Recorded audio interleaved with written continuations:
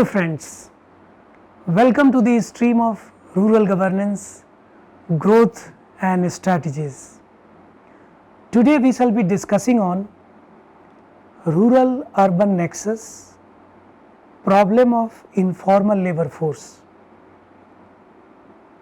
Rural and urban areas are considered to be the different, but this is not the case, because there are certain features of rural areas which are somehow sharing with the urban areas, and therefore they are not in the watertight compartment. Both rural and urban areas are interdependent, however they are also distinct in certain terms. National Sample Survey Organization defines rural as number 1, an area with a population density of up to 400 per square kilometer. Second, villages with clear surveyed boundaries but no municipal board. Third, a minimum of 75% of the male working population should be involved in agriculture and allied activities. Likewise, the definition of urban has already been given in the census 2011, and the same definition has been adopted by National Sample Survey Organization.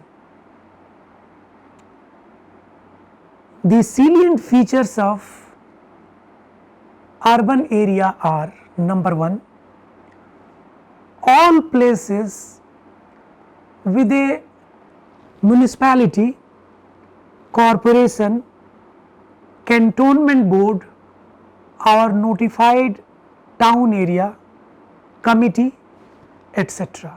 Second, a place satisfying 3 sub criteria simultaneously. The first is a minimum population of 5,000, at least 75% of the male working population should be engaged in non-agricultural pursuits, and a population density of at least 400 per square or 1000 per square mile. The concept of the rural urban continuum, which has largely been explained by R.K. Mukherjee, that depicts interdependence in terms of economy, polity and cultural fields. Both urban and rural worlds have reached a stage where they are not necessarily agreeable to each other. As a result of the intense degree of change in the economy and population, they have started existing as a separate entities. The cheaper, deeper and faster means of mass communication have of course led to unprecedented changes in rural and urban world, converting into some kind of nexus. And this nexus is such wherein we find that certain informations are being shared by rural world to the urban world, and certain prescriptions are being suggested by urban world to the rural world. In order to improve the rural areas, especially in terms of the changes in the socio-economic conditions of the people, the land reform measures are not sufficient to alleviate poverty, because the division and subdivision of land holdings have gone to such an extent that it cannot provide sufficient support base to a family to survive, especially a family which is bestowed with 3 children. All those living in villages are not necessarily farmers. Most of the workers in rural India are engaged in non-farm ventures. The 59th round of National Sample Survey in 2005 states that a farmer is defined as a person who possessed some land and engaged in agricultural activity or any part of land during the last or past 365 days.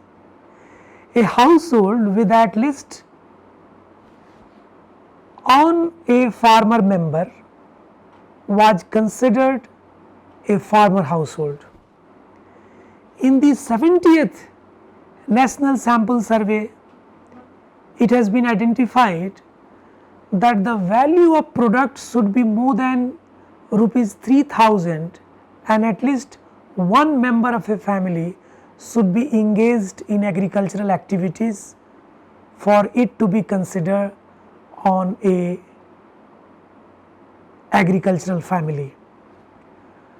The villagers are depending mostly on non-farm employment, but they are entitled in government documents as farmers, which is of course not correct. About 68% of MSME ventures, especially supported by KVIC, Khadi Village Industries Commission, KVIB, Khadi Village Industry Board, and district industrial centers, are in rural areas. They come under what is called Pradhan Mantri Employment Generation Program, and this 68% figure we have got with the help of our own physical verification in the entire 75 districts of Uttar Pradesh. Today, the big landlords are less in numbers. Migration is not something which is largely, compelled by the family members. We should say rather it is largely impelled and is forced through peer groups. It has been found that in village India, the houses to put to use as workshop far outnumber the number of houses put to use as a workshop in urban India. The second interesting thing is, more backward a region, larger the number of such workshops. The more backward the region, larger the number of men who would work in those workshops.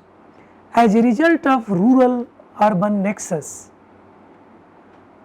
we have seen 45 million plus cities, 497 class 1 towns, 7,935 new towns coming. The labor force, which cannot sustain by farming, has to of course take alternatives. They are ready to work in informal, formal settings without any formalities. The condition of vulnerable groups such as women, children and destitute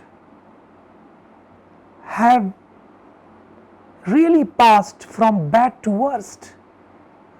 The need of the hour is to take some policy interventions so that informal labor force can be converted into a formal workforce with some degree of security measures. This would ensure equitable growth and of course inclusive development. To understand rural India properly with the policy perspective, we need to have a handle on rural urban nexus. As a matter of fact, unless the exchanges between rural and urban world is comprehended, our policy intervention may not necessarily be productive, meaningful and responsive. Thank you so much.